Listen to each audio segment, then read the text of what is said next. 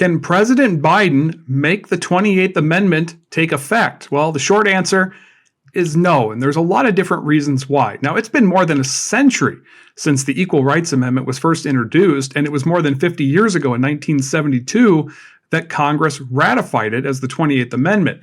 But it also requires the adoption of a two-thirds majority of states. And that, as of 2020, had finally happened when Virginia became the 38th state to ratify it. Now, the problem with this, though, is that some of these states you see shaded in green had a time frame on the ratification, and that has since lapsed. In fact, the congressional ratification of the Equal Rights Amendment had a sunset date of 1982. So, as far as most legal scholars believe, there is no way that President Biden can force the Equal Rights Amendment into the Bill of Rights. Now, there is still a lot of push for this to happen. The Equal Rights Amendment is to guarantee all legal equality for women that could lead to challenges when it comes to inequalities in the workplace or other sectors. In 2023, Congress did try to remove that deadline so that they could ratify it or they could allow it to take effect, but it fell short of the 60-vote majority. Yes, even on this issue, which has broad support, still couldn't pass the Senate to get over the filibuster 60-vote threshold.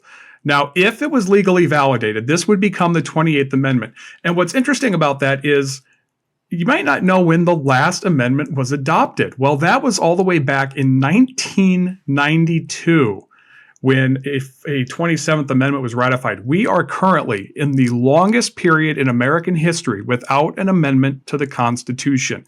This was all back to the Founding Fathers' idea of deciding that they should have put a provision in that would allow future generations to change the Constitution as they see fit for their times. Some founding fathers famously said, like Thomas Jefferson, that no generation of leaders has any right to dictate the rights of the generations that come after them. Well, that's largely is what is happening now, because as a nation and a political leadership, we have been unable to create any new amendments to the U.S. Constitution.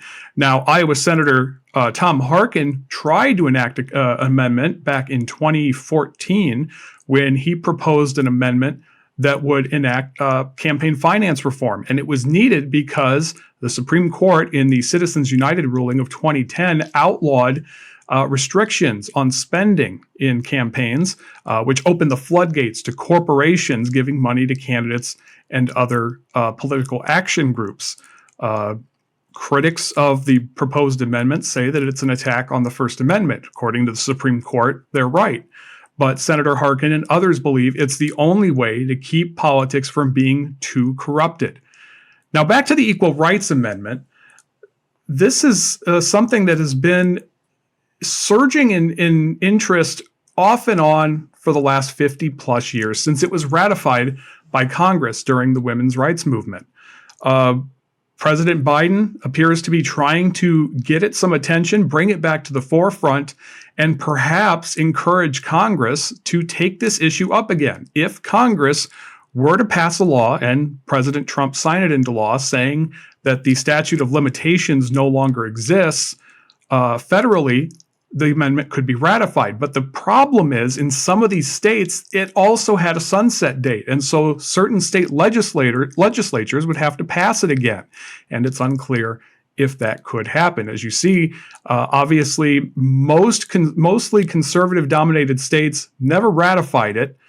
But there are some that did. You can see Texas there. You can see New Mexico hasn't ratified it. That is a little more of a liberal state in terms of its voting record in recent years. So there are some southern states. You see Kentucky and Tennessee. These are states, as well as North Dakota, I believe, that have ratified it, but it has since expired. And so it depends on whether or not these states are willing to take it up again. So this is not going to happen anytime soon. That's without question. But I think the idea from President Biden is to try and bring attention back to the forefront and perhaps get some movement on it. Now, whether that happens is hard to say. It is abundantly clear Congress has had no interest in trying to enact congressional amendments or constitutional amendments in any fashion for some time now. Again, it has been over 30 years since we've had a constitutional amendment, and that one had been on the books for quite a while before it was ratified. So in the modern era, we have really not seen a push for any new amendment get any kind of traction in a process that would see it actually take effect. And that's another example of what I believe is the continued gridlock that is our current political system, gridlock largely not by differing policy views, but by the money influencing those policy views, and the fact that we are at a level of standardized or homogenated political parties where there is no difference between an Iowa Democrat and a New York Democrat, and there is no difference between an Iowa Republican and a Florida Republican. You see all of the policies almost in lockstep, no matter where people live. Now, of course, there are exceptions to that, such as pushing for ethanol, or in most recent years under Trump, wind energy, which is something he's fought against. But obviously, lawmakers here in Iowa think wind energy has been a great thing for the state. So without a lot of disparity within the parties, it's hard to get anyone to work with you, because those who step out of line, particularly those who are supportive of President Trump, those who step out of line on any issue can see themselves outed. And that is not the environment you need when it comes to passing meaningful constitutional amendments that are popular, vastly popular by the majority of the American people. So, Equal Rights Amendment, not going to be joining the others anytime soon, but we'll see if it gets some traction and if Congress is willing to bring it up again in the coming term. Thanks for watching. If you would like to see more of our videos, you can click on the links you see on your screen right now. Don't forget to like, comment, and subscribe, and ring that bell so you get notifications when we post new videos.